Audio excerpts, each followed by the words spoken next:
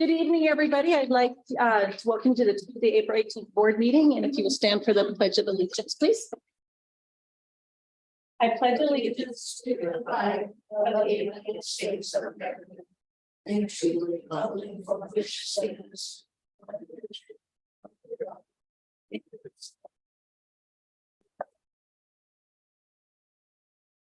Okay, Deb, if you can establish quorum, please. Are all board members logged in? Yes, ma'am. We hope so. Oh, let's check. Are you? Yeah, and that was 6 o'clock, the meeting. Oh, thank you. That's what I wrote. And Mr. Wells is absent today. But he reported it to you. Yes. Okay. Yeah. Thank you. I'm all good to go. All right. Can I get a motion to set the agenda? So moved. Second. I think we need to add Mr. Miller to our agenda, and that will take a requirement of vote to do an ad at this time. What about Mr. Hogan? Is he on there? Under Cynthia's report, isn't He's under you? He's under you? Okay, Yes, he is in the meeting. He does have some updates. great. Okay, it? Thought I saw his name on the report. Mr. Rice, do you approve that change to your motion? Yes. No. Miss, yes, okay, online voting is now available.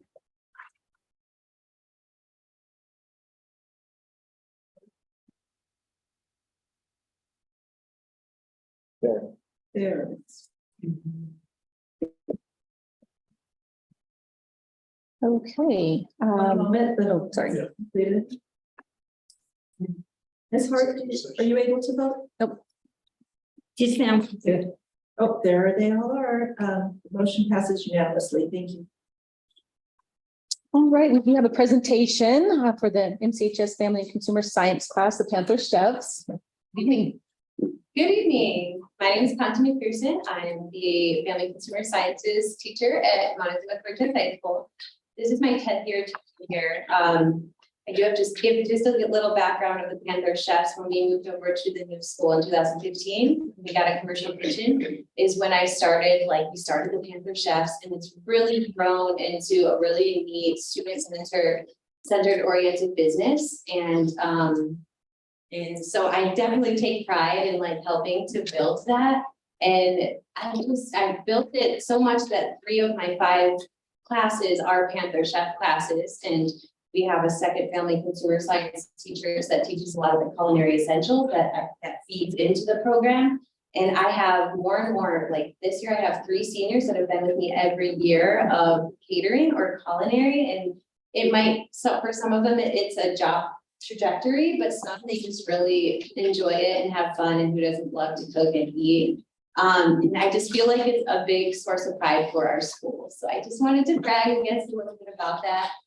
This year there was an opportunity that I got emailed from FCCLA, their student-centered student organization for career technical education. And they were looking for it's called the One Plate Challenge, teams of 2 that would be willing to go to Denver to it was at the Cherry Creek Innovation Campus to compete in a chopped style competition. So I have these 2 particular students that ended up trying out and getting that spot. There was 8 students total from around Colorado, and they were 2, the only from the Front Range. And they'll talk a little bit. Unfortunately, they weren't able to be here, but I did take a little video about some pictures, so you'll kind of see a little bit of the competition itself, and also a little reflection statement about what they learned and what they got out of it. And it wasn't the outcome that they wanted. They got 4th and 4th, but I am just so proud of them for the experience. They had never been on an airplane. They had to fly because it was in February. So thank everybody who supported that. I was not about to drive across any passes in February, and just the leadership experiences they got. There was 4 judges. One was the the Avalanche announcer. So people in Denver knew these people. They were celebrities in Denver. One was named David Brutman. I actually got to try on his Super Bowl ring. He was on the Broncos back 10 years ago. So just the professionalism and the leadership opportunity they got to experience with this whole trip really was awesome. It was really cool for all of us. So if you can direct, I'm gonna show you the YouTube. This is the teaser. So the YouTube clip. And this is just a little teaser. Okay.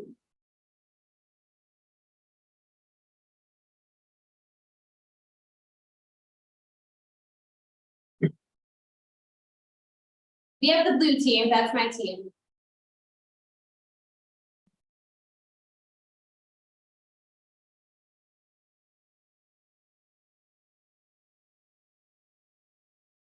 So this is sponsored by this, yeah. They will not put out the full episode, it will be like a full production, like a 45-minute production, but this is the main sponsor is School Nutrition Association, and they use it as at their summer conference. So after summer conference, it will be released and they'll share it with us. And so then if you go to the second clip, I made a little slideshow of some photos and, like I said, a little reflection from our students at the end.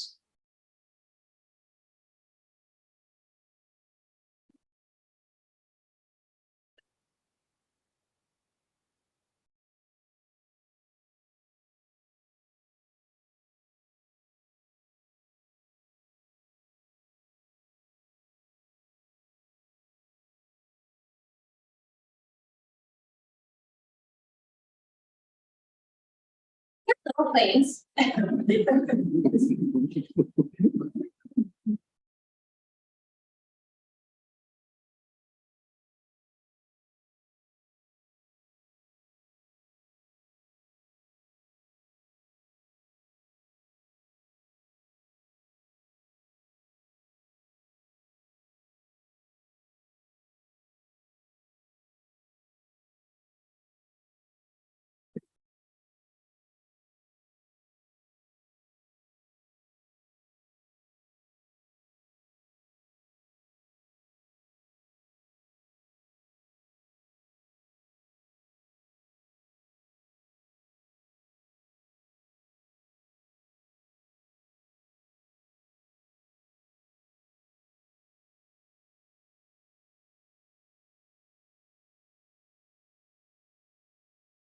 There's a Super Bowl ring.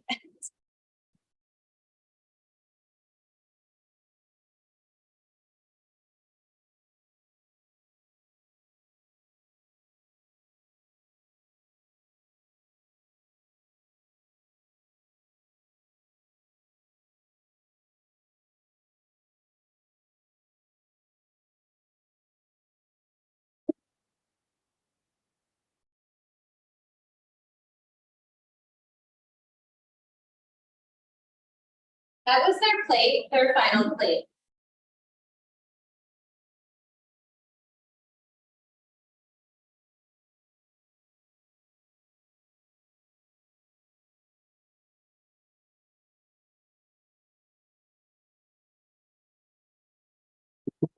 That's the loudest it goes. Oh, yeah, okay.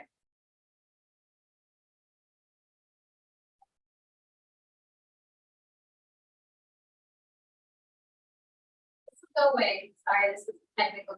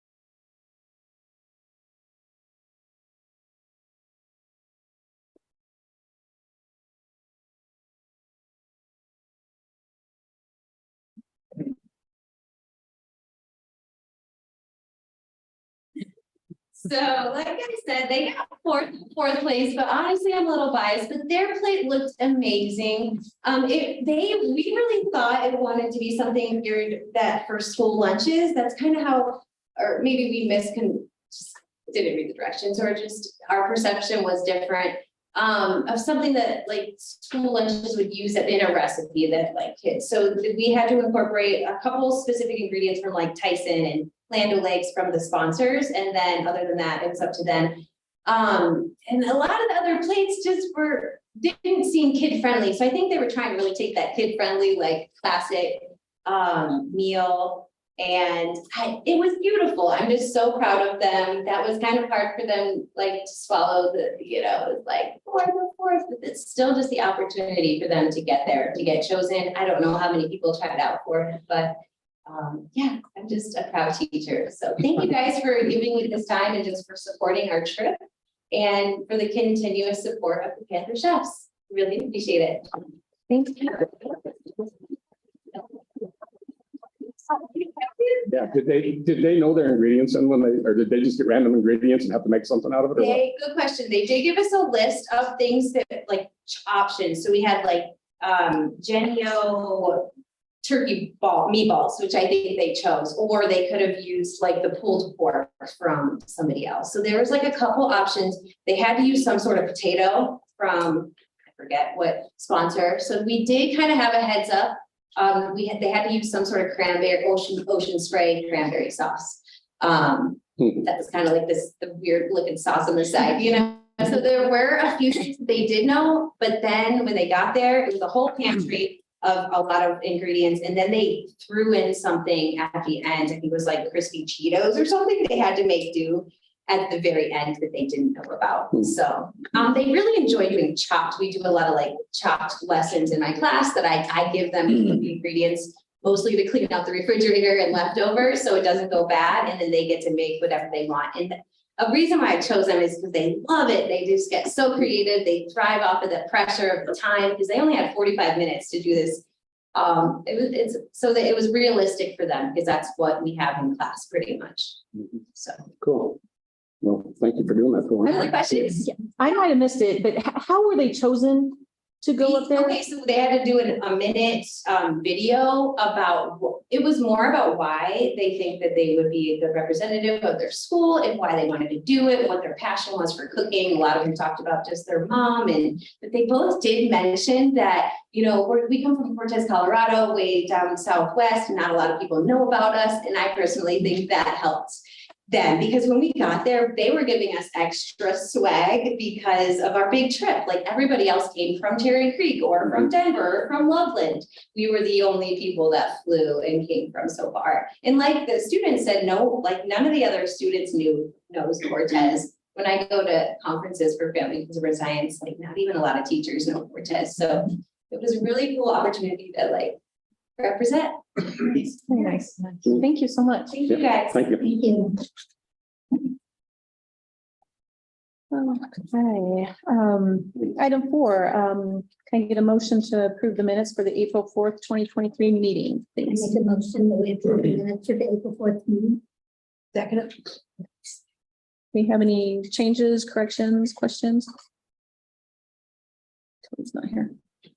All right, Deb. Online voting is now available.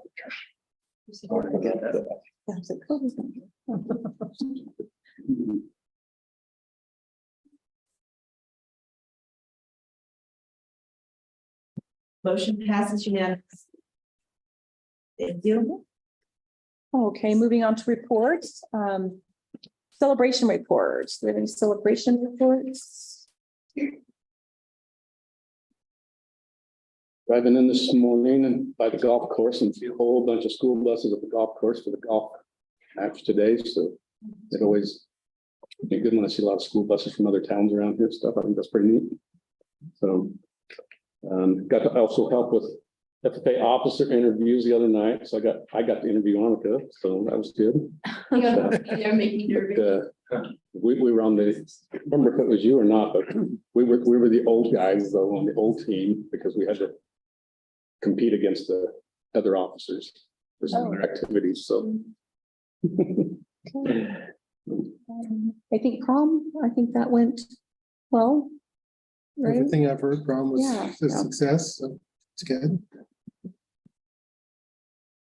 I was really, I think, involvement. Seems like I read somewhere where the baseball team's doing well. Baseball and soccer both. They're Yeah. doing really well. Is that in your report? Yeah. Okay, I'll be quiet too. It's good now, huh? Yeah.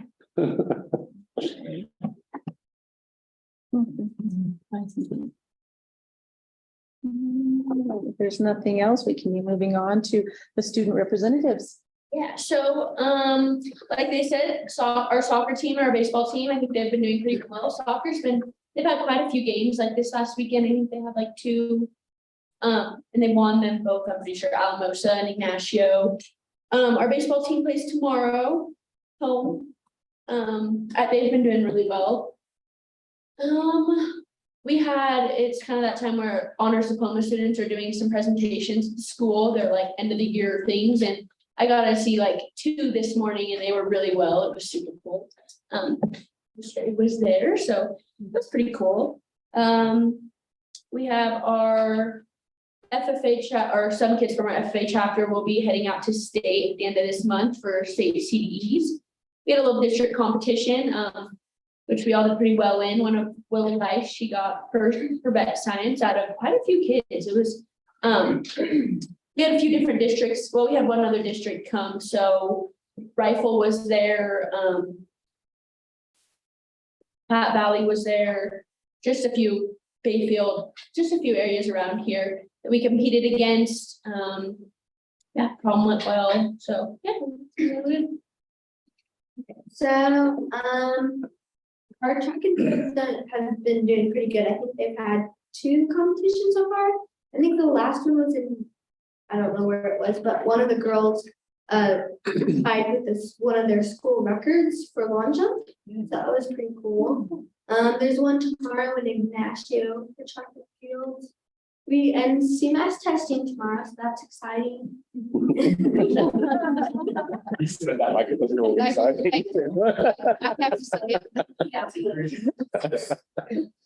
And then 8th grade, we're going on a field trip to the lab, an overnight trip. We're going to go whitewater, we're doing water rafting, I think. And yeah, so we get go there and we get to do some. Are you a sponsor? Yeah. When was That is, I think A pod goes May 1st to the 2nd, and then my pod B pod goes second to the 3rd. And then, yeah. Well, in that case, SATs were a blast. that? Bet you're reading those. Not to be outdone. Oh, it's good. All righty, thank you, girls. Thank you very much. All right, our superintendent's reports. Good evening, board. Update on the MCMS project. We have engaged with SET Engineering and we went to visit them April 4th at the site. We need the fall surface removed. I have sent several messages to Summit to get a time on that. I got that today. They said probably the first week in May. We did determine, or Ray did determine, that the 8-inch pipe that we were afraid of does run through the middle of that playset. So we'll see when we get everything out, we'll see what happens there.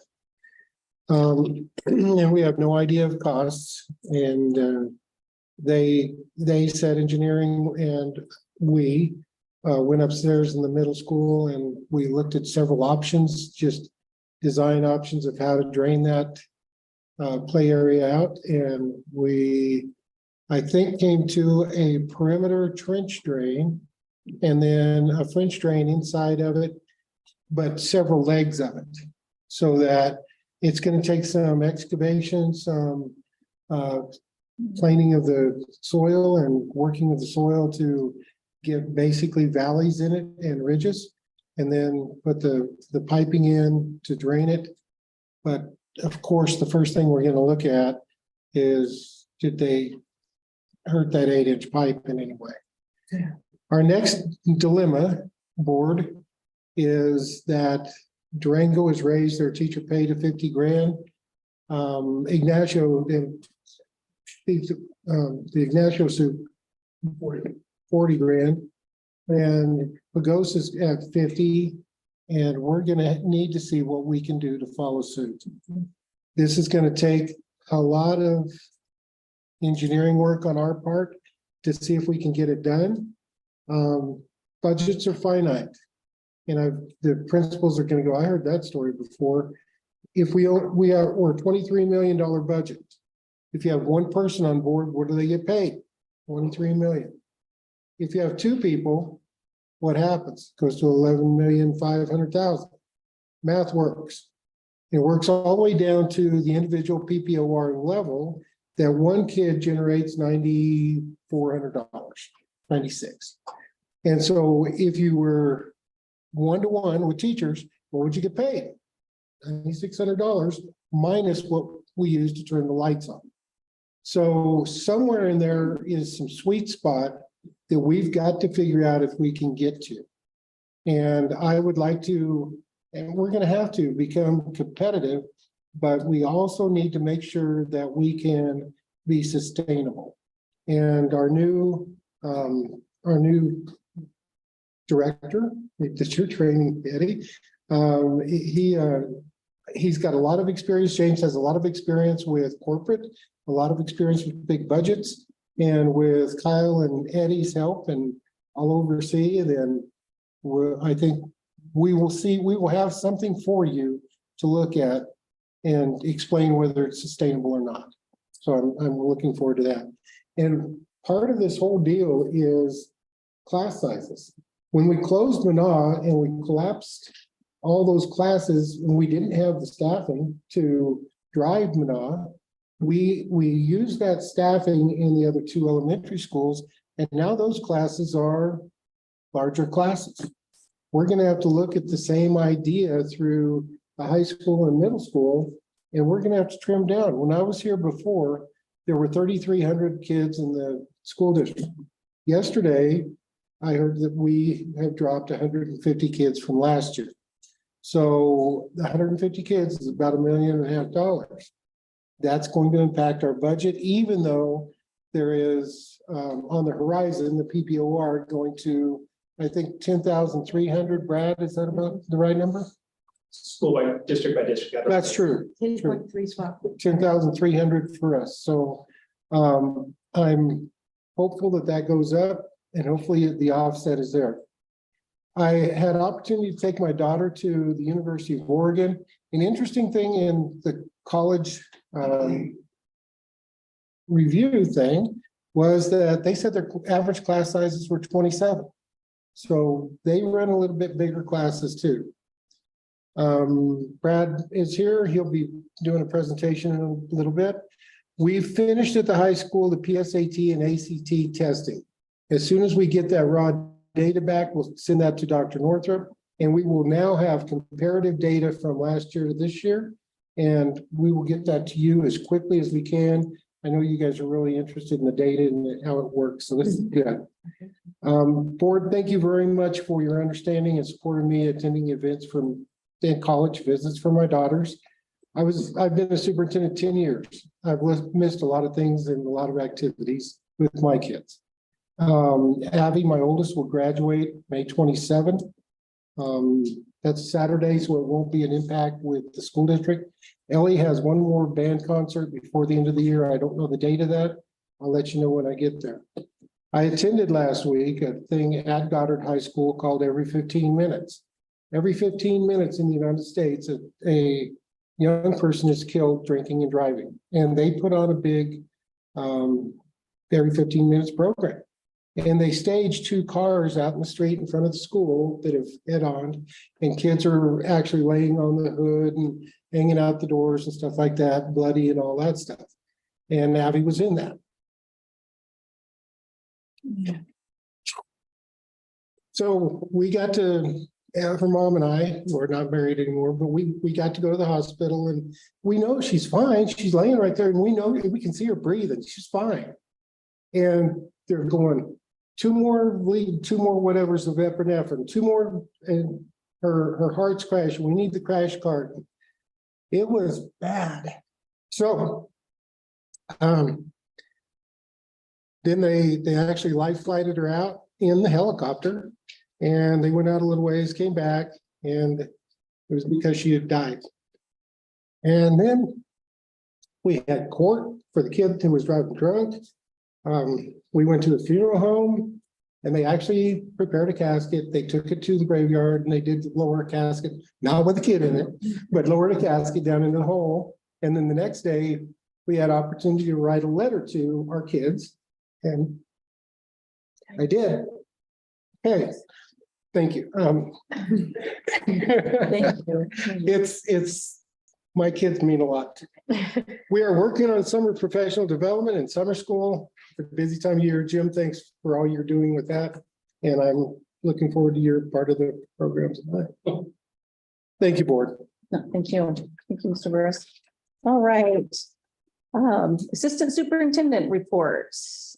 Yes, Mr. Ramirez. Madam President, members of the board,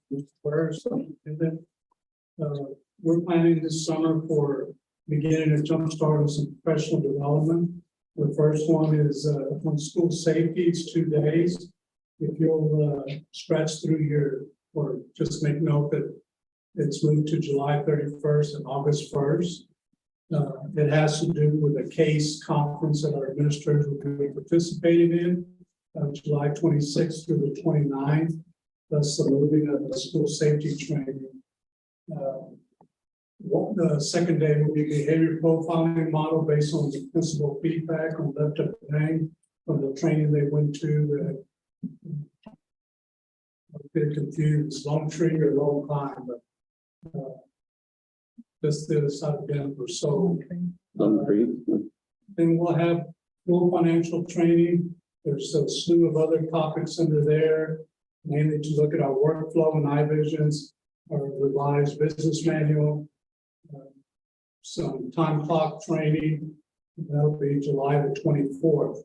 The principals, assistant principals, office secretaries will be involved in the school financial training. But in addition, those previous trainings, principals, assistant principals, the incident command team, and the office secretaries as well, because they're the go-to sometimes when there's an incident, a critical incident that happens. Also, we don't have the procurement for the installation of the HVAC. We've been working with Train Omnia. We just didn't make it by agenda time or today for the meeting. So we ask that be tabled. And then we have today for you later on an RFP for affordable foundation work for the proposals that went in at Kemper and Mesa and Lewis, Areola. That is provided to you also by paper at your side. And then let you know that we did pay the equipment for the playgrounds for $366,000. And you have that bid summary in portable classrooms when we get to the action item. But that concludes the report. So that's there's any questions from the board. Are those portables actually here yet? No, sir. We'll be hard pressed to complete the foundation before they may be delivered. So they've graciously accepted to store them there in the manufacturer so that it won't cause a disruption and be a one-time.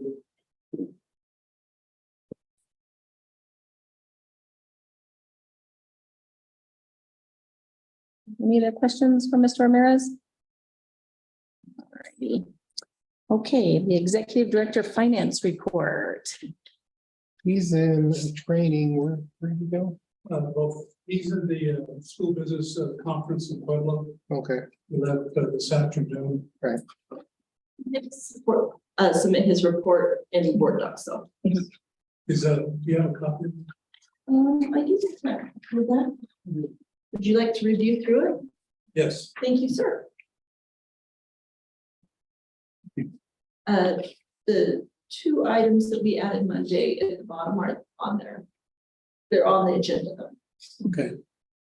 To So you've heard a report from Mr. Burris, how we've been working in transition to a new CFO, James Grierson.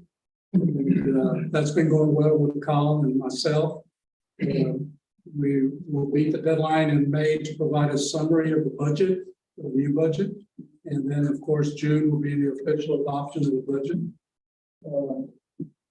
Quarterly financial statements, Q3 will be able to provide that as well. And then the pending request for proposal, those two are there that we talked about, the foundation for portables. We have two donations, one for the high school and one for the Lewis Ariola School District from the Lewis PTO. And then you have multiple purchases, and the idea in the future board meeting is to work with Mr. Burris, the possibility of putting that on a consent agenda item, but allow the board the option to pull any one item when you set the agenda, and so that we can have further discussion on that. So we've worked with Colin on some of the other items that are going on, financial audit of the SPED program as we review that process, as well as the building of new salary scales and things to Burris has talked about to see if we can come under budget with all our other demands on the budget.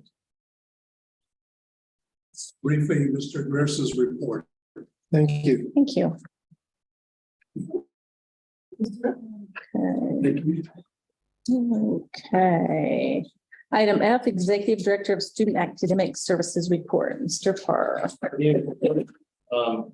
So in my report, you see basically a lot more of the same, because it's very reflective of our last board meeting, but I'll lead off with our continuation of state testing as our student representatives so eloquently put that it is beginning to wind down. We have a little over a week left for all of CMAS testing will be finished, and that is on the 27th, next Thursday. We're hoping, and I don't say hope lightly, but we're hoping that we will have some raw data from that in as early as July. The state tends to send that out. It's raw in a raw form. Obviously, it'll be embargoed because it's not approved by the State Board of Education yet.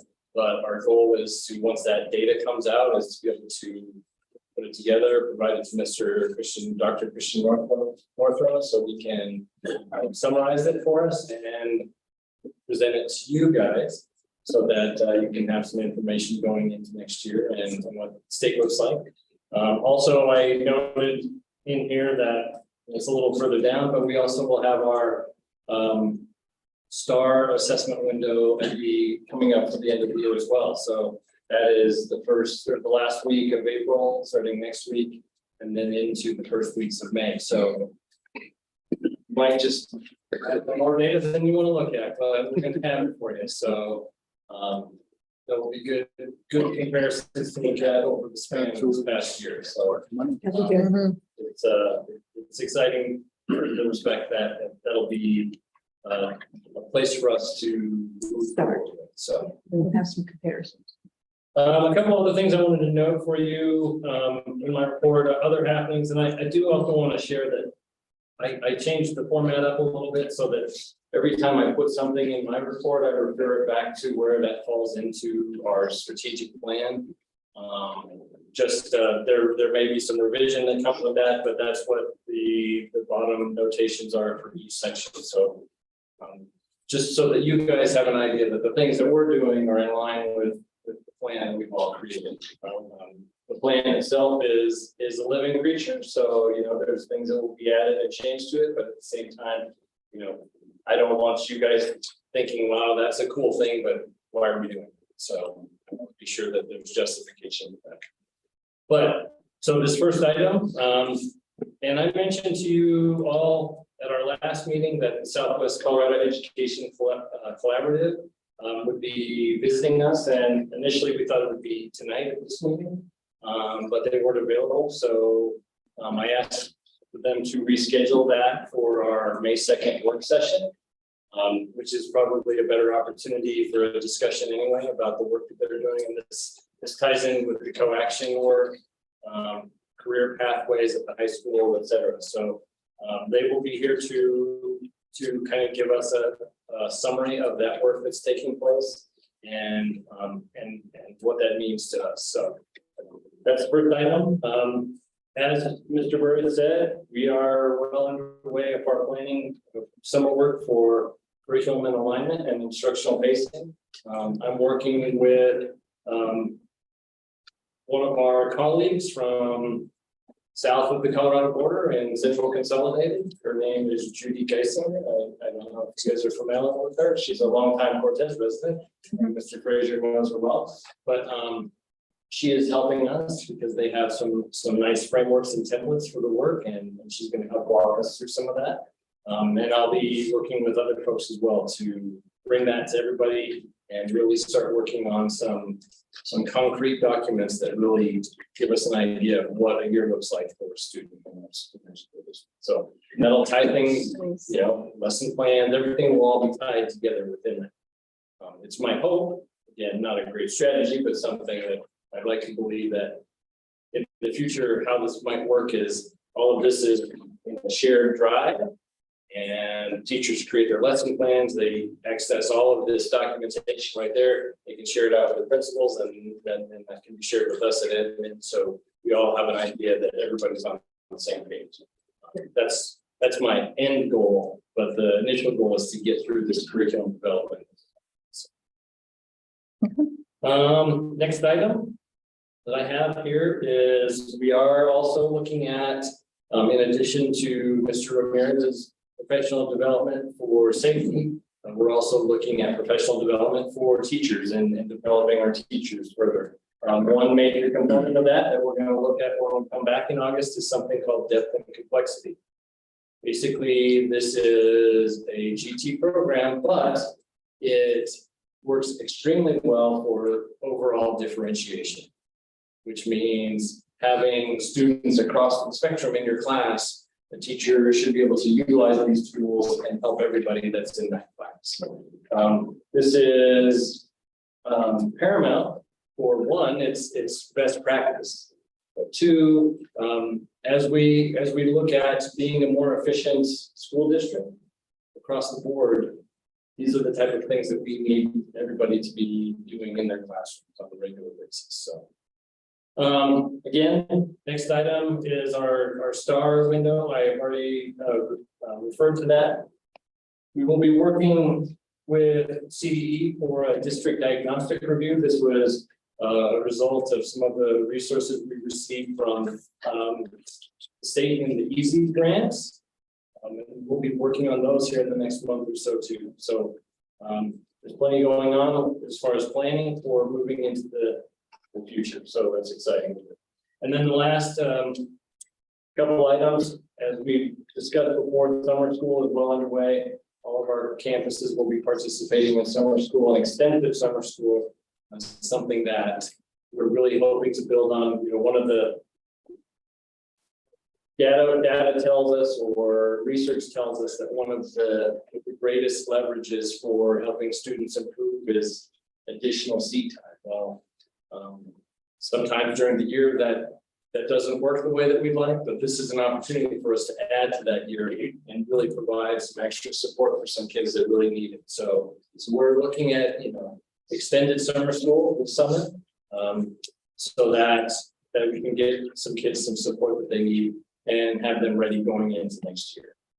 And then the last item in my report is our state review panel.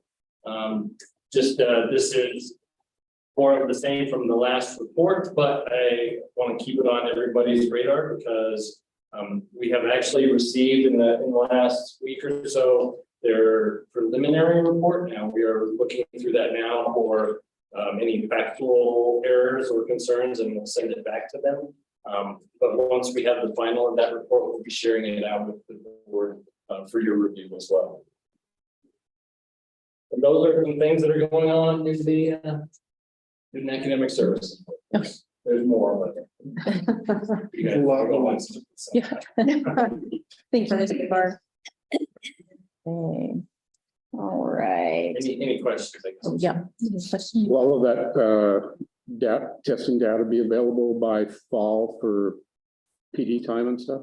Yeah, so the raw data that we get, we can use internally, so we could use it at schools or we can use it, you know, at the district level. Typically, how that rolls out is we'll get the raw data hopefully in July. By the 1st of August is when we start to see specific reports from CDE coming out. Again, those are embargoed. I think the Department of or the state school boards meeting is mid-August. It usually is not aligned well with our board meeting, so I think in the past we've had to roll that data out in September, but by mid-August we'll be able to share that out. But it will be available as we come back to school, yes. And then around the September, October time is when school performance frameworks are released. So.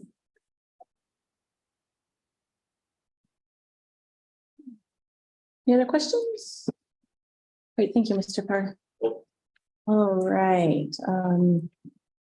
Executive Director of Finance report.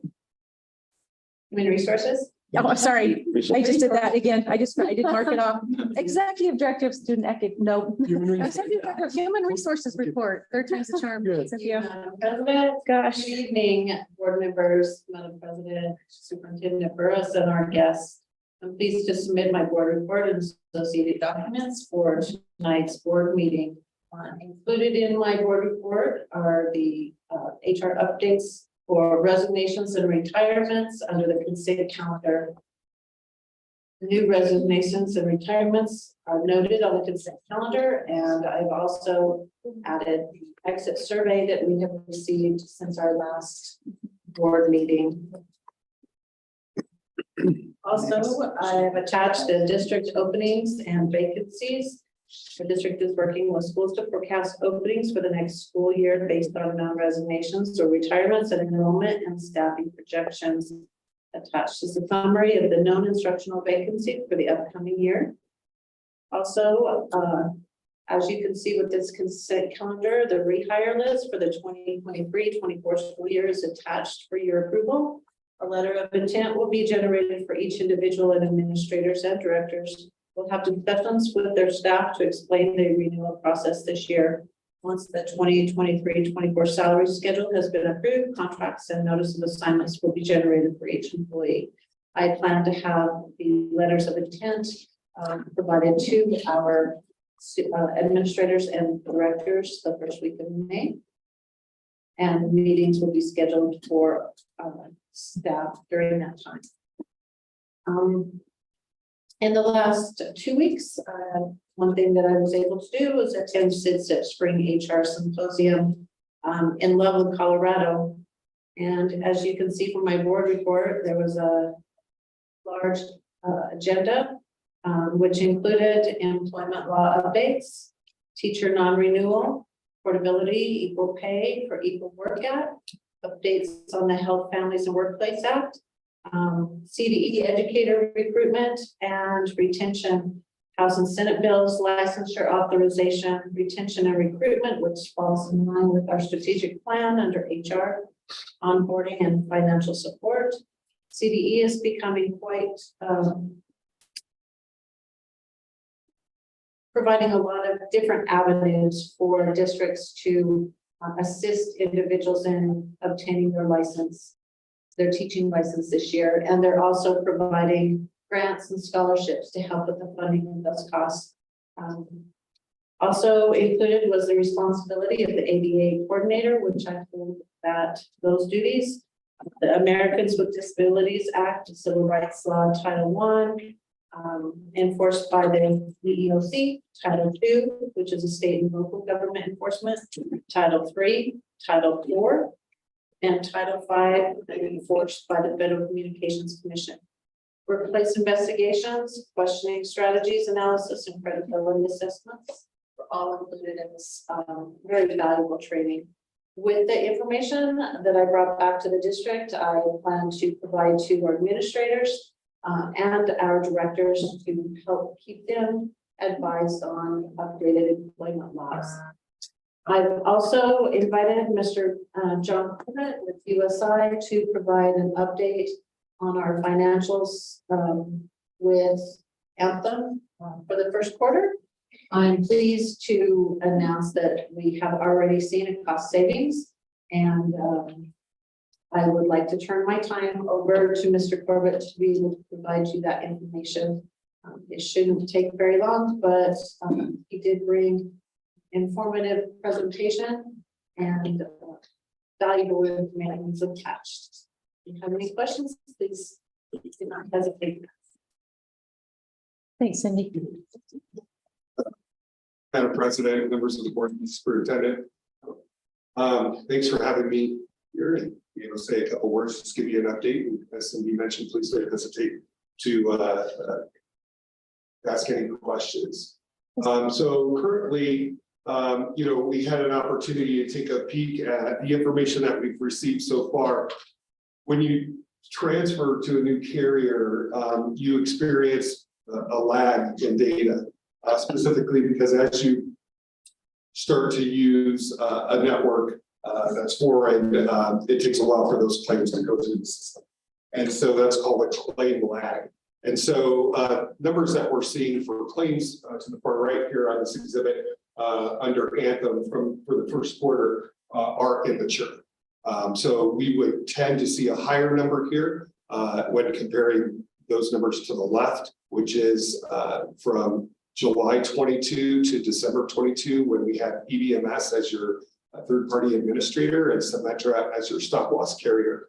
When we moved to Anthem, we bundled all of those coverages under one roof, which was the Anthem product and self-funded contract in a bundled arrangement. So here what we're seeing is on the top portion of this comparison are fixed costs. These are things that we know in certainty what they are on the demand of the budget. And so we can see looking towards the left, your average total monthly with EBMS and the Symetra stop loss solution was about $62,631 per month as an average. And then when we look far to the right, we see Anthem's fixed costs. And this includes your administration charges and your catastrophic risk charges known as stop loss.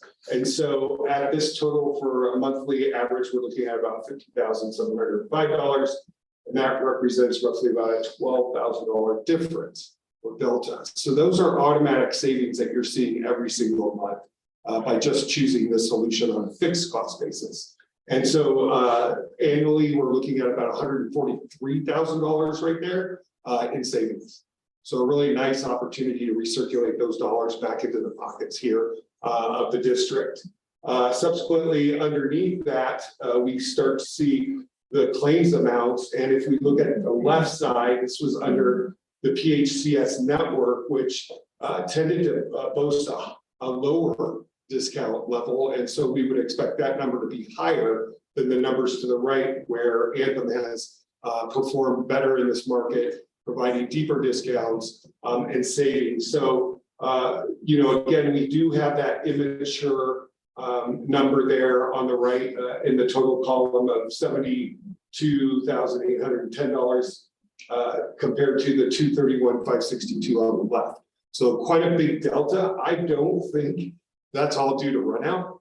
So I'm going to be excited to see what I hope next quarter as that total 72,810 will bump up, but I don't expect it to be similar to the 231,562 on the left. So that will be additional added savings to the district's bottom line. And as Mr. Burris pointed out, more impactful towards the budget and next year's budget as well, as we continue to see these savings. Yeah. So good news here. We also have some additional good news.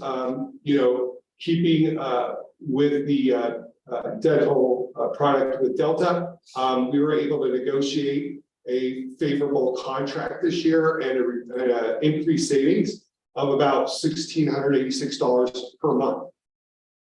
So already we're seeing premium savings there, and these are fully insured contracts, so we don't have to worry about claims, we just worry about the premium numbers in these calculations. So as long as we're seeing a savings here, that's all we really need to focus on.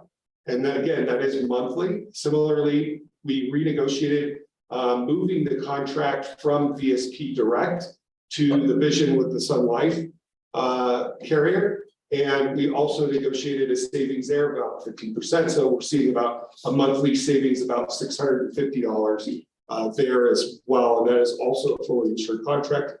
Again, the only number we really need to pay attention to is the premium at this point. So what does that mean? That means overall already annually, we're expecting about $172,000 in savings from last year to this year. Similarly, our fee, as we committed to last year, has been reduced 30% this year. And so our fee went down as well because there was more work to try to come on board and get everything kind of straightened out, which is why we needed a little higher fee originally. But for this plan year, ours was reduced 30%. And we are going to maintain that status going forward as well, so that it doesn't impact the budget. So you have our commitment there. Questions? I can come back and present to us again. Okay. We like that news. Appreciate it. Okay, we did have, yes, that's pretty good. Okay. Thank you.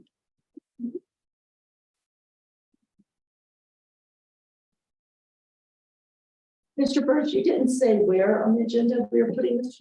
He will actually be next. Okay. Mr. Miller. Wonderful. I think I'll choose to sit if that's okay. I tend to want to be formal and be a lawyer and stand up, but I'd love to be able to have my face facing everyone, so I hope that's appropriate. My name is Brad Miller. I'm a lawyer. I've been doing lawyering for 20+ years with about 80 different schools and school districts in Colorado. I was in Holyoke last week, so I kind of spanned the globe of Colorado, so to speak. And I'm highly cognizant. I've told Ed and Tana here earlier, I don't fit in here. I'm the antithesis of a Cortez resident in many ways. I have soft hands. These guys are tougher than me. I'm a lawyer from the Front Range, and I come from Southern California. For those of you that might be old enough, I've had bell bottoms in 6th grade. We were preppy in 8th grade, and then I was punk rock in 10th, 11th, and through graduation. That was sort of my era. And my wife, who comes from Central Nebraska, farm girl, they lagged behind us. So she didn't have bell bottoms. I've seen her 8th and 9th grade pictures with bell bottoms. She was way behind me. They never got to punk. They didn't do preppy right because for whatever reason. So the trends for us city folks, sort of in some respects, the social, the cultural trends really run much more quickly in the bigger population centers. And I bring that up because I think it's pertinent to some of the things that I think we're about to experience in Cortez, and we're about to experience in Holyoke and Los Animas, where I work, and in the Four Corners. And I just want to be cognizant. I'm just a guest today, so I don't want to bury in too deep with you, but I do want to share a few things. But by the way, I'm here today. Last time I think it was at the board, it's been quite a while, but I've seen several of you in meetings here. I come to town quite a bit. You guys are blessed beyond measure to have Tom Burris here and to have him continue with you. He's remarkable. He's not just a good country superintendent. He's a great superintendent. He's really cognizant and thoughtful. I've spent some time with Emily today, and I'm so impressed. You've got just a great road in front of you, and I'm excited. There are some things coming that I just want to sort of highlight a little bit, and I think I'm going to come back and perhaps in the May meeting, because I think we have some contracting types of things and maybe even executive session types of things that we'll address as a board. And so I won't lay into open meetings law stuff and open records law stuff too much right now, but I will tell you that's part of what's kind of murmuring on the surface. But just a couple of things. I'll just take like 3 minutes. One, the legislative session. So I pay a lot of attention to it. I'm too close to it in many respects. I'm related to a legislator. I have lots of ties. I have a lobbyist. I work closely in those areas. And in most legislative sessions, education is sort of the primary subject. It'll drive 60 to 80 bills in a normal session that pass. And this year, that's not really the case. Jim's world is not going to be nearly as impacted as Cynthia's world and as our finance world, because this year's legislature focus has been green energy, has been, some social things. It's been, very controversial social things in some respects, but they haven't really touched directly on education when it comes to school culture and school, things like that. We're going to have a really significant issue with new hiring and employee-related legal regulations, and we're going to need to recognize that, to what Mr. Burris was saying earlier, is going to represent a real challenge in keeping employees here, keeping employees compensated adequately. Let's take a minute and recognize that to be an educator in today's world in the front range is a nearly impossible task, because on a daily basis they're confronted by dysregulated students and angry parents. And in just talking with your administrators here today, I recognize that is sort of frothing up here. Be good to your educators, be good to the people that work in your schools. It is a harder and harder job every single day. The rules that are coming down for Cynthia's office are going to complicate that in some ways. And we're going to need to think very creatively and globally about how we address that. And board, you're going to have some tough stuff in front of you.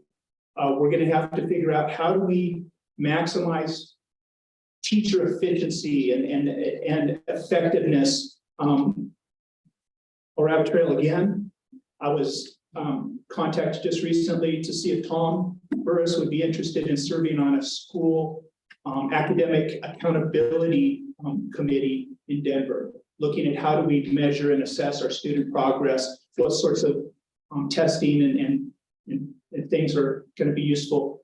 Love to get a voice from this area, and I think he'd be a great one for it. So we'll see how that works out.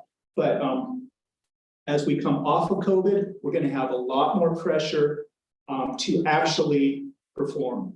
We've been given sort of all of us in education have been given a sort of a pass for a couple of years, and accountability is going to come back with a whack. And it's going to be important to us to be successful in doing that. So we're going to have the best possible educators in front of the most possible kids to get the best possible outcomes. And you guys are going to have to figure out how to do that in a very limited economy. The School Finance Act was introduced finally today. Cynthia's going to provide letters of interest or intent, to bring everybody back. But she can't even tell them what they're going to get paid necessarily, because we don't even know what the legislature is doing on this, and it really put us in some corners. It's going to be hard. So just make sure you're cognizant of that. If you get asked why haven't I been told what my pay is going to be? Am I getting a raise? It's because we don't really know. Some good things are happening. The push and pull around whether to give a rural allowance increase. It's a one-time money, but it's going to be a significant one going into next year. School Finance Act includes that. So a win for the rurals. The ESSER funds alternatively are going away. So we got to be thinking about those different pools as one-time sorts of things and be cognizant of that. A couple of particular bills that I want you to be aware of. Board members are going to be under increasing scrutiny. The Open Records Act and the open meetings laws are subject matter here, but measures of the way you perform are going to be built into those, particularly the open meetings laws Open Records Act is going to be much more diligent about having access to your emails and to your communications with one another. It's going to open some doors and lessen the cost for someone who wants to make those requests. So be cognizant, you need to be vigilant to perform well. We're going to have, in Jim's corner, he is going to have to find somebody, and it'll probably be him, or Tom, maybe, that is going to have to be trained by the state on expulsions and student discipline. So there's some added augmented due process rights Right? It's like this, that makes it Passes it around.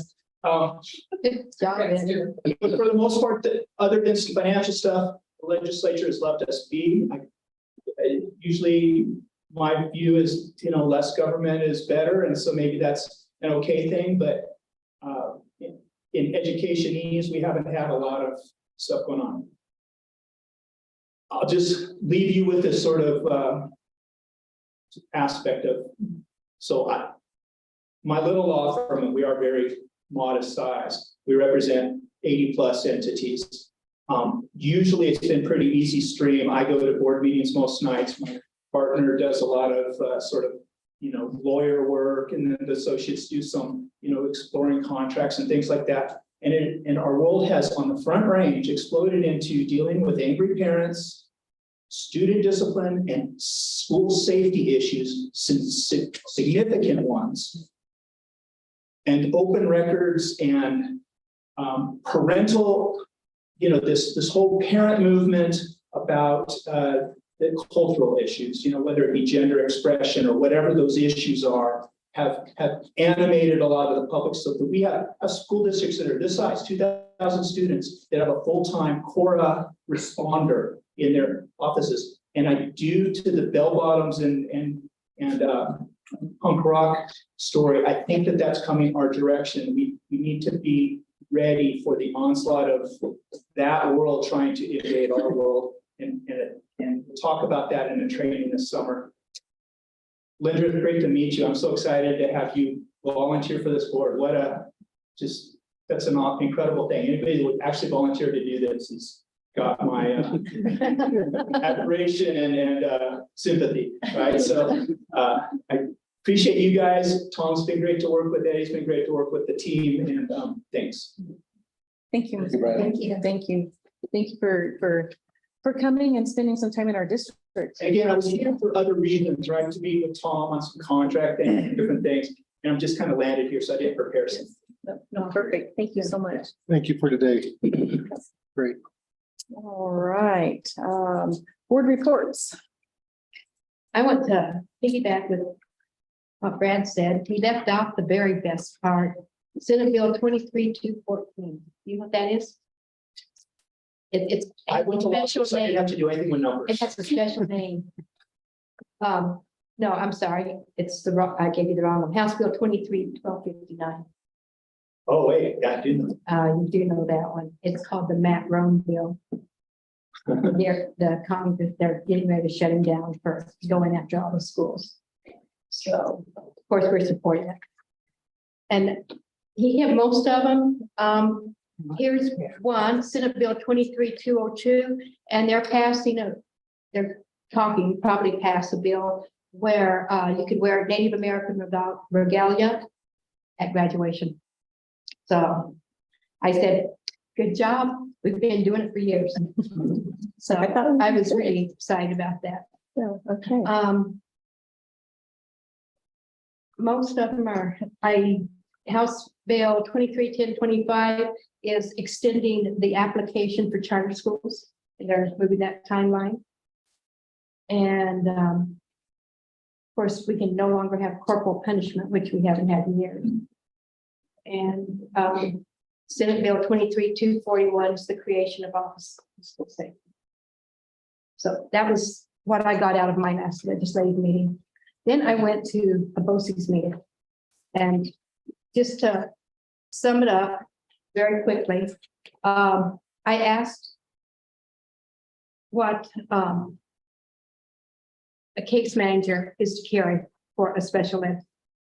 And they said that there needs to be one elementary special ed person for 15 students and one licensed ed person per building. So then I said, well, what about an IEP? Who makes that up?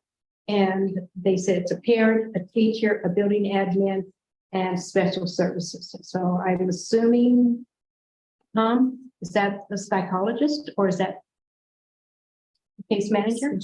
No, the case manager is usually The building the administrator that's there. the sped teacher, Okay, but so, that's not the way. so anyway, that's who makes up the IEPs. Vocal Visions does right now. Vocal vision is what we have right now. Right. Yes, and they told me that. Another thing that came up is our out-of-district students. For life skills, transition students. She said that the superintendents are looking at money to divvy up for Cortez when we take their students. But I don't know, Eddie, did they talk about that at your meeting, at your SAC meeting? They did, they talked about being commensurate with the level of handicap based on the services provided, especially the call for one. So glad to get forward for some movement there. Good. And then the last thing I have, and I don't read the newspaper often, but every once in a while I'll see something on there. And there was an article in the last newspaper, and it talked about our DAC. And they said that they were going to hold the school board accountable for education. And they were going to hold the school board accountable for education. And they kind of have their wires crossed because the school board is the entity and we give direction to the superintendent. So if you ever see something that Mr. Burris does that you don't like, you could probably bring it back to the school board because we're the ones that give him direction. And then in turn, we are the ones that assign duties to the DAC committee.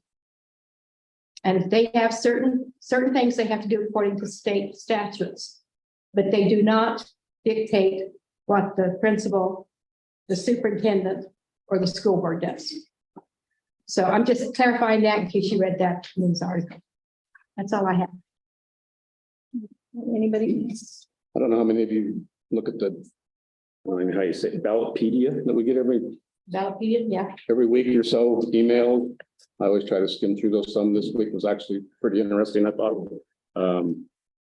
The districts, as you recall, last year that pulled out of NASB, it was 24, 26 around the US that pulled out. And we put that up for a vote in Colorado to do that, and it got voted down. And one of the reasons I think is because there wasn't any direction at that time.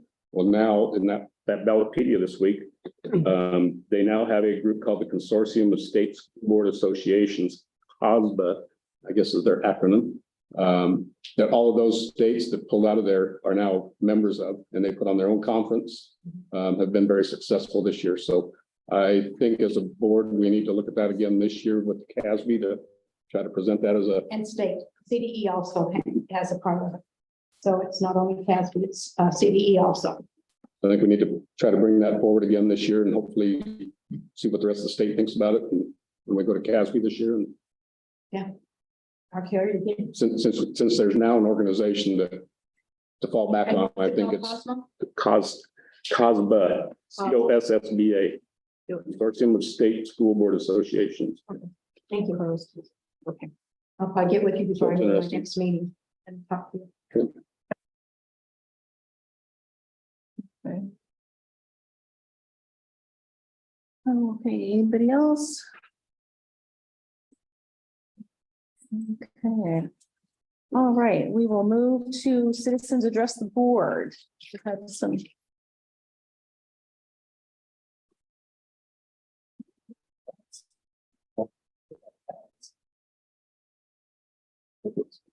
Okay, Jonathan Russell.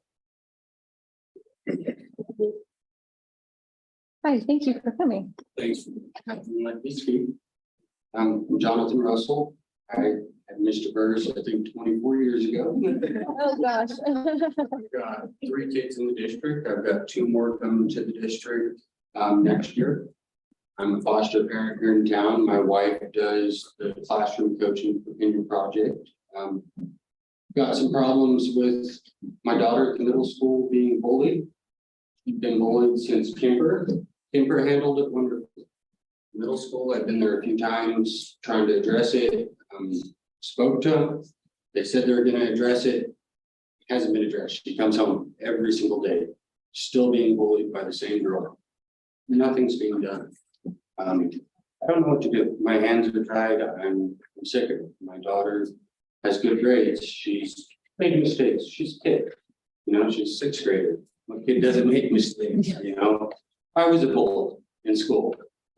Doris helped me not be. I got put in tap, you know? When we still had tap, so you know, I know what it's like to be on the other side of it. You know, but now I'm seeing my daughter on the side being bullied, and it hurts, you know. I need to see something happen. My understanding is we have a no bullying policy. When I was in school 24 years ago, there was something done when I bullied someone. You know, and this has been going on for almost 3 years, the same child bullying my child. It's not okay. You know, I'm a foster parent. I've got at least 3 kids right now in the district and 2 more coming to the district. And this is going to continue with my kids. I'm going to pull my kids out of the district and homeschool. It continues. I need to see something be done. And that's all I got for you guys, you know. And Mr. Burris and I spoke before the end, and he's handling something else. So I appreciate you guys. Thank you very much. Mr. Russell, I'll have Mr. Burris look into that for you. Okay, we've got your phone number. Yes. Thank you. If you can make a note to look into it. All righty, MB McAfee.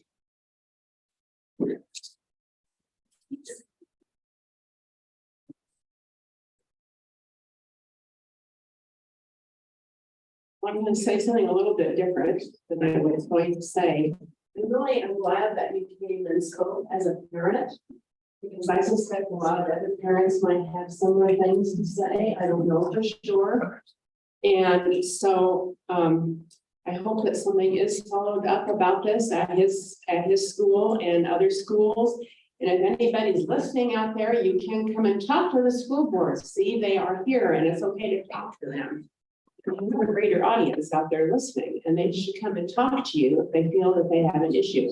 One little issue that I have, you spoke about additional hard-nosedness, shall I say, about open meetings and quora and that kind of thing. And just a suggestion, I don't know for sure, but it seems to me the more transparent a public board can be, you can be as a school board, the less apt we're going to need to have a full-time quora officer, for instance.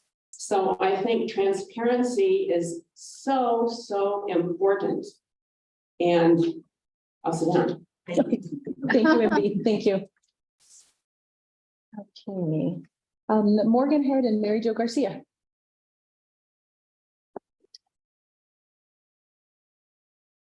Hey, thank you for allowing us to speak to you both today. My name is Morgan Head. This is Mary Jo Garcia. We're the co-presidents for the Lewis Ariola PTO. And we wanted to come today to invite you all to our upcoming Hoedown fundraiser. It's our largest event that raises money for the PTO to support the students of Lewis Ariola Elementary. Last year, our community graciously donated $28,333 at that fundraiser for 1 year. We've been working very hard, a lot of hours, putting a lot of effort into this fundraiser. So we're hoping to have, another successful year. With these funds, we have been able to accomplish a lot of things this year, and we're pretty proud of that. We have a fairly small group of people who come to our PTO meetings, and we've been urging parents, come to our meetings, get involved in the school, help come support our students. And even with a smaller group of members within our PTO, I feel like we've been able to accomplish a lot. So I did bring a list of things that we have done this year and a few projects that we do have in process. And we are working towards being transparent with the community about where our funding is going and what we're doing with it. But ultimately, we're just very gracious to our community for being so supportive of our little rural school. So I don't know if can we pass these around or something? So thank you guys again, and we would love to see you there. It's April 29th from 4 to 8 p.m. All you can eat chili dinner. We'll have a live dessert auction, a silent auction, and then we will have a dance from 6 to 8 p.m. That's D&D joint. Is that at the school or is that at the? It'll be at the Lewis Area Community Center. Center. Okay. Any other questions for us? No, thank you for that. Yeah, it's always exciting to see how much, you guys make every year. Yeah, I was trying to figure out. Amazing. Yeah. Joyce, would you like me to do a public notice? Please do. And that. Yes, please do. Yep, thank you for that. I'll be here. I'm gonna pass that back. I believe that's it for our citizens. Thank you for coming and addressing us. We will move on to our action items. Okay, personnel consent calendar. Madam President, I recommend that the board approve the personnel consent calendar as presented by Cynthia Eldridge.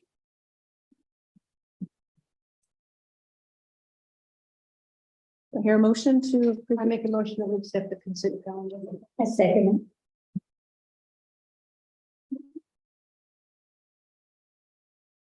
Online voting is now available.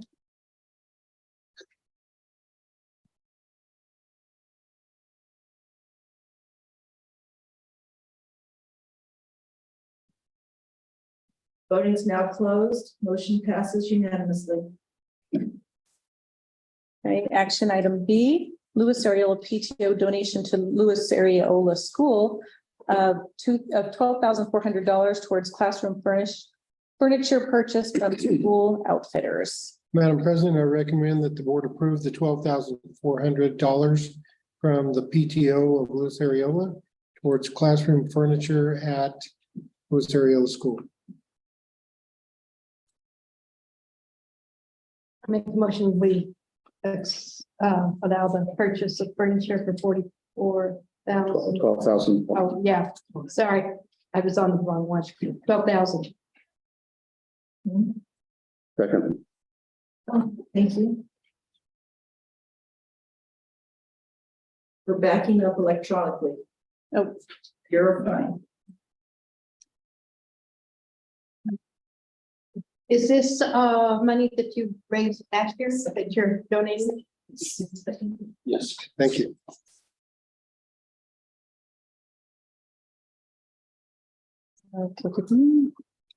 we're still in. Online voting is still available.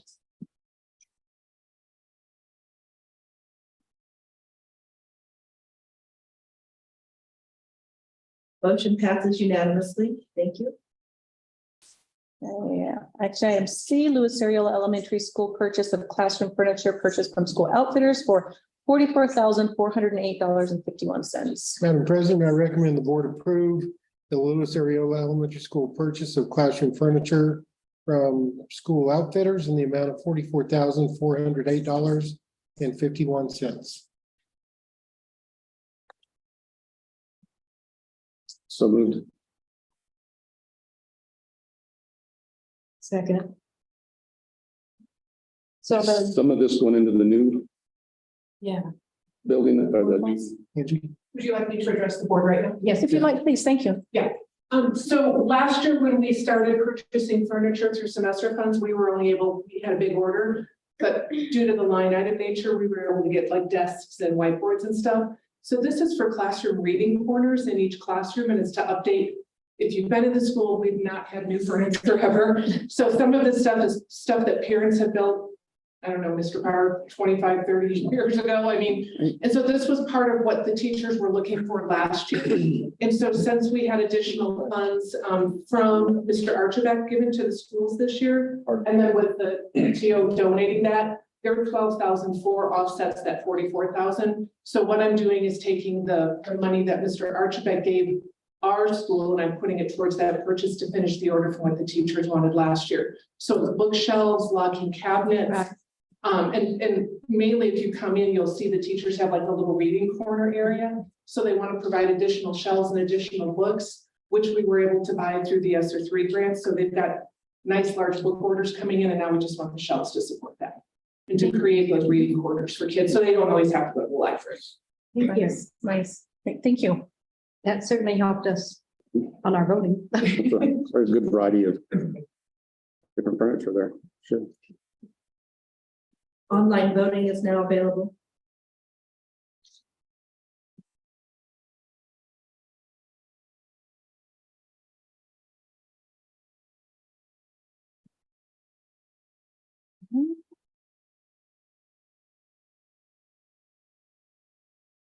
President Noise, is yours working? Mine didn't come up. But I will vote yes. All right. Yep. Motion passes unanimously.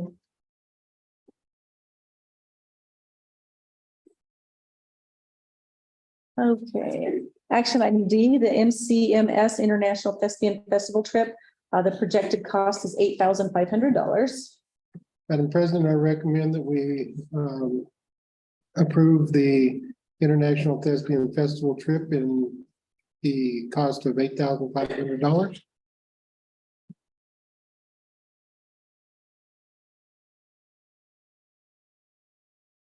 I move that we pass the MCMS International Festival trip. Projected cost about $8,500.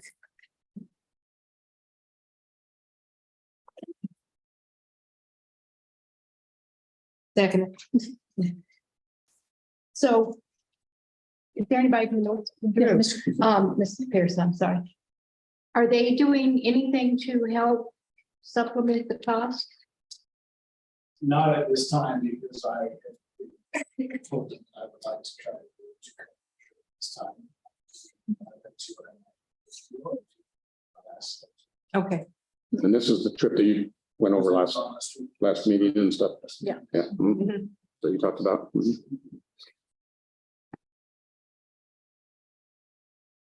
And how many students was that? I don't remember if I saw. Three students that Three? were recognized by this, 3 students in my team.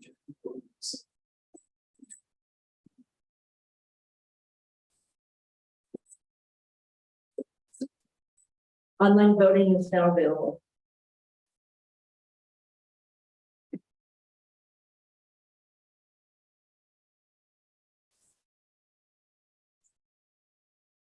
Mine worked this time. Oh, there you are. Okay. Motion passes unanimously. Thank you. Okay, action item E, the MCMS staff training, responsibility centered discipline. It's a 3-year contract for $25,909 for the first year. Madam President, I recommend that the board approve the responsibility centered discipline 3-year contract in the amount of $25,909.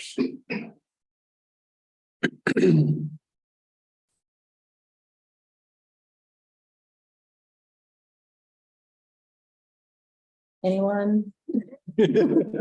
So moved.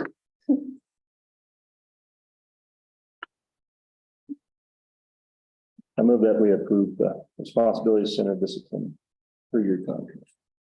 Second. Okay.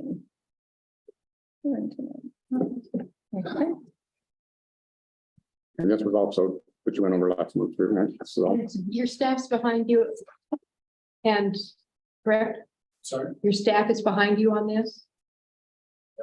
We've been doing a little study, we've gone through with our leadership team, I've sent several people to trainings, and they were very supportive of it and really excited. I've had people that are asking to get the training as soon as possible, even before that long. So I read that it's somewhere. $25,909 for year 1. What happens for year 2, year 3? It does go down, I believe it's about 20,000. Thank you, Nicole. 18,000. We are also find out from my understanding from Mr. Palmer this on Friday, see our school health professionals grant. I think we are, that is in the budget, so we take it away from the general fund. But if it's not, I say that I would firmly believe this is a need and an important measure for our school that would be surprising. What happens at year 4? It's a 3-year contract. Can you continue? What happens at year Yeah, well, four? Do we So do? Wait, the do we idea do what? is that you make your staff trainer of trainers is the kind of the idea, and so you're training these staff to be able to, and after 3 years. They've come at least once, I think twice a year, every year, those. At least twice, for those years to really support it in the classrooms and support the implementation of it in the classroom, but that means it's kind of expected to be handed off to be part of the school culture. And so therefore our staff will be trained, understand, but be able to train each other. Okay, and the reason I'm asking this is because I don't want us to do something and then say, oh, it's not working and stop. We do that a lot, and I don't want to spend money if it's not teacher, staff oriented, and you can, it's going to follow through. I had that same conversation with my staff when we came back from last year, and that was the reason that we wanted the book study. This year, just to kind of get their feel for it. So it's staff driven. That's what I need to know. Okay. So no more contracts after year 3. You can just continue it, implement it. And train everybody. I mean, the new theoretically, staff. we can do so now. We can train No, I understand that. It's always good to have. Well, you're always gonna have new staff coming in too, that has to, Mhm. so You're gonna have to keep it up to date. it's gotta be ongoing. Yeah. Absolutely. Online voting is now available.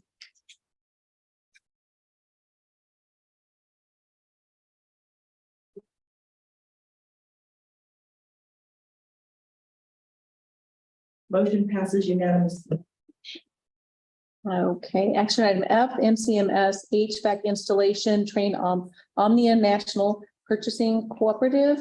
The money is to be determined.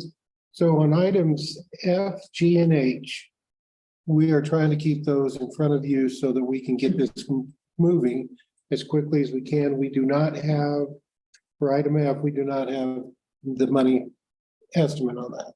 So we do need to table F, but let me go on to G is $414,000. And $14,010. and $10. And then H, the foundations are $184,000. That's for all 3. Yes, sir. What was G? So 100 G yeah, was $414 and $10. 414,010. And H is $184,000.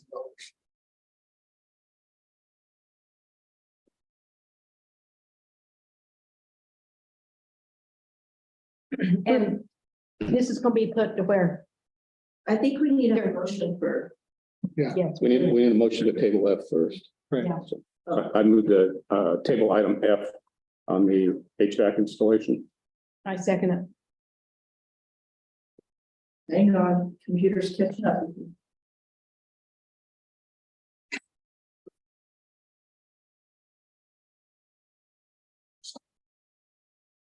Any questions?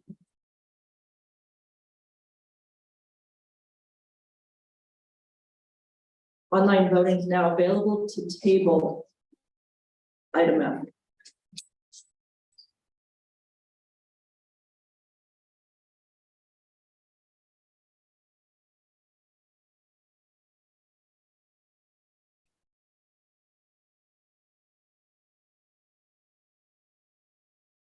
Will it come through? Yeah. Motion passes. Thank you. Right, and then can I get a motion for the request for proposal, Mason Kemper Portable Classroom Foundation and Utilities in the amount of $414,010. Madam President, I make a recommendation to the board that we approve the expenditure of $414,010 for Mesa and Kemper Portable Classroom Foundations and Utilities. I make a motion that we accept the Mesa Kemper Portable Classroom Foundation and Utilities for $414,010. Second. Who was my second? Thank you, Mr. Wu. So. just, Middle school still fresh in my mind. This is not going to be put in an area that can be flooded. Is it? No, Thank you. I just, we have a lot of water this year. Let's just treat it on high ground. yeah, I agree.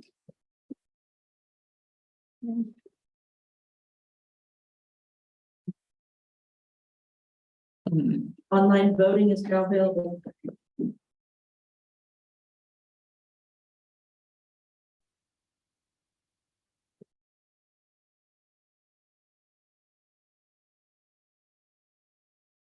Motion passes unanimously. All right, action item H, request for proposal, Louis Ariola Portable Classroom Foundation and Utilities for $184,000. Madam President, I suggest the board approve the expenditure for the Louis Ariola Portable Classroom Foundation and Utilities in the cost of $184,000.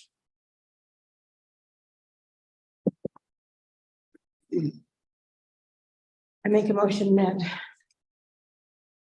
we accept the proposal for $184,000 for Louis Ariola Portable Classroom Foundation Utilities. Second. I just have a quick question. Was there a reason that they were all separated out? Kemper and Kemper Mesa together and then Louis Ariola by itself? Was that just? Was in anticipation of receiving multiple bidders. Oh, Because if we okay, picked, okay, we don't have to go all- okay. Is it going on one day? It's Okay.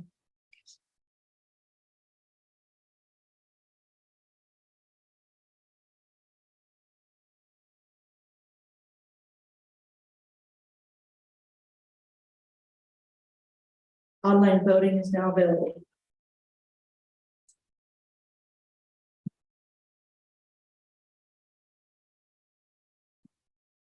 Okay.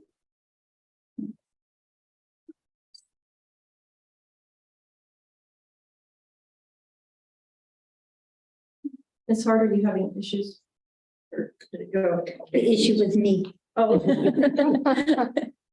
Motion passes unanimously.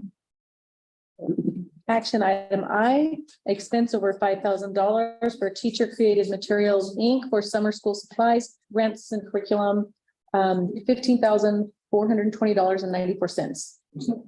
I want to bring you any of these expenses that are just close to what we can approve in-house and make sure that the board sees all of these. So I recommend that the Teacher Created Materials Inc. for summer school supplies, grants, curriculum in the amount of $15,420.94 be approved. Madam Chair, say something here. I think I heard you talking about this earlier. Can we lump these together, all of these purchases? All these. 5,000? We wanted the board to give us that feedback, is what Mr. Ramirez was I saying. thought about that when I was looking through this too. I mean, we have what, 8 of them there? And then if anybody wants to pull anything out separately and stuff, but I really don't see any reason to have to vote 8 different times on Okay. everything. So you're Okay, wanting to so- vote on. Good. I would make a motion to accept J through Well, you can use I. through, So we haven't motioned on I yet. so. I have a question. When it talks about the grants and curriculum, who reviewed the curriculum? Well, so these are materials that, are more of a continuation of things we've already got going. But we didn't have a specific curriculum review. A lot of these are skills-based for recovery of skills and areas of need for students. Some of the stuff that has gone, like, for example, it's taking place at Kemper, comes out of actually a different grant, but that was part of a program that we chose to participate in. So it's been going on for a couple of years. So those are, what's the, remind me of the review. Program is called Foundation, and it's all like community awareness and comments. skill building. And then, or one person is trained in the art of Gillingham approach, you're seeing lines, and it's more of a philosophy. Again, it's strong leaders, so it's not like a curriculum or flashcards and the wheels for literacy skills. It doesn't look like, for example, our benchmark curriculum. It's more focused on those areas of loss. I would just like to have been able to see. Can I hold a conversation, discussion, so that we can get a second on the motion that's on the table? Okay, so the motion was to accept I through P, Mr. Rice? Okay, Mr. Wall seconds that motion. Go ahead. Thank you. So. I have a question on the tie-dye t-shirts. Who are they going to? Is it high school? Is it middle school? It's a high school. High school, and as I recall, it was High school? rewards for their Yeah, it's a cup, I believe. Panther Cup thing. I- Whatever it's that's called. what's- And I actually did check on that. It's not t-shirts, it's hoodies. It's hoodies. Yeah, is what I saw on the invoice, yeah. Okay. So each student will be. Company is called Tie-Dye Company, but it's Yeah. not. I don't I kind of- remember, I know it has something to do with our Panther Cup little competition that Ms. Moreland has put on this year, I don't remember, they talk about it, I don't know if it's for everybody, I don't know if it's part of a competition. Or maybe we have different houses, I don't know if it's maybe for like, because we've been keeping track of points all year long. So I don't know if it's for the house that wins, I don't remember, but it does have to do with our Panther There's a Cup. total of like 150, 170, 190. Probably a little over 200 Hoodies, hoodies, so I don't know where, It how might- that stretches on everything, but that's. see, it might just be for one house, then that may be the winning one, so throughout the whole year. And they're all separated out by sizes and stuff, so they must have already done Yeah, I think something it's, with it. to know. I'm sure like we've been keeping this point system throughout the entire year, so I'm sure it's for the winning house. Okay. And then the. I hope it logo would wasn't be a the- surprise. Oh, no, she told us about it. Okay. Yeah, I heard about it, so. And it'll be the Panther logo? Huh? It'll be the Panther logo on there? I think they actually did a competition for the winning logo. Okay. It does have something to do with a panther is incorporated in it, but it won't be our school logo, but it was a student chose and they did maybe. Okay, Good. thank you. See why you're here to answer all these questions?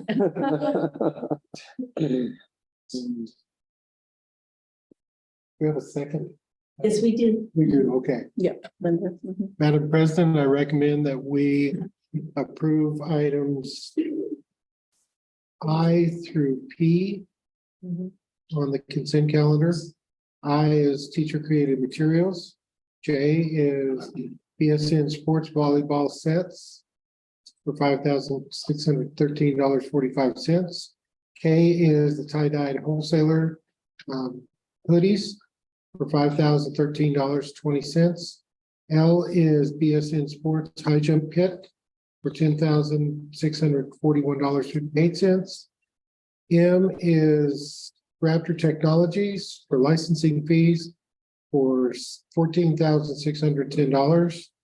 N is Four Corners Welding, 2 welding TIG units for MCHS Perkins Grant, $9,713.34. Amazon.com, 60 wall mount Chromebook charging carts at $9,725.40. And item P is school outfitters. Specialty furniture for CMS, $8,039.04. I just had a quick question on the Raptor. Is that a yearly fee or is that, it's a yearly fee, that's annual, okay. And- Well, I like it, so let's keep it.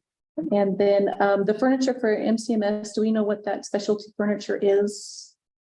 Yes, when we removed our lockers this year, which has been phenomenal, we have this big wide open wall. So the bulk of that is actually some 4x12 tack boards to go on either side of the pod so the students and staff can display stuff throughout the building.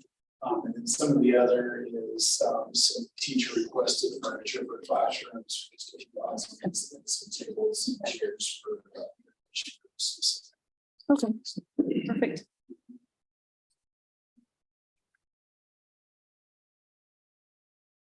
Online voting is now available.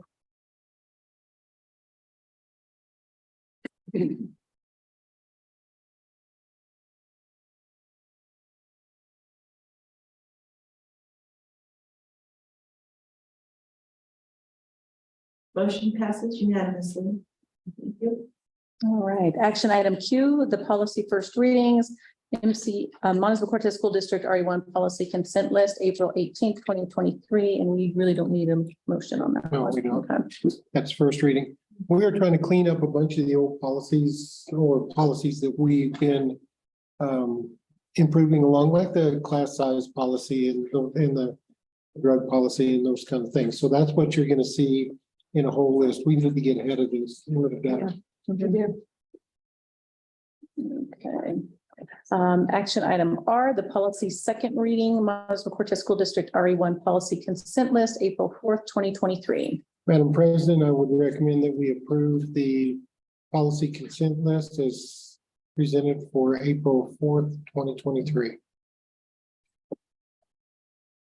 Make a motion that we accept the policy reading, second reading for section A through J. Second, please.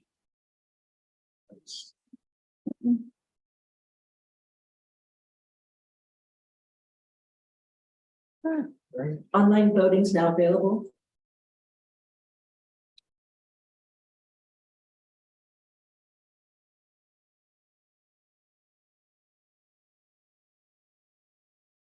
It says consent calendar, but it's actually. Yes. Consent list. It is, yeah. It seems that Word Docs has a little problem when you type consent calendar. Oh, So it's learning with us. Motion passes unanimously. okay. Well, I will go ahead and adjourn this meeting. One more, oh, sorry, I'm so sorry.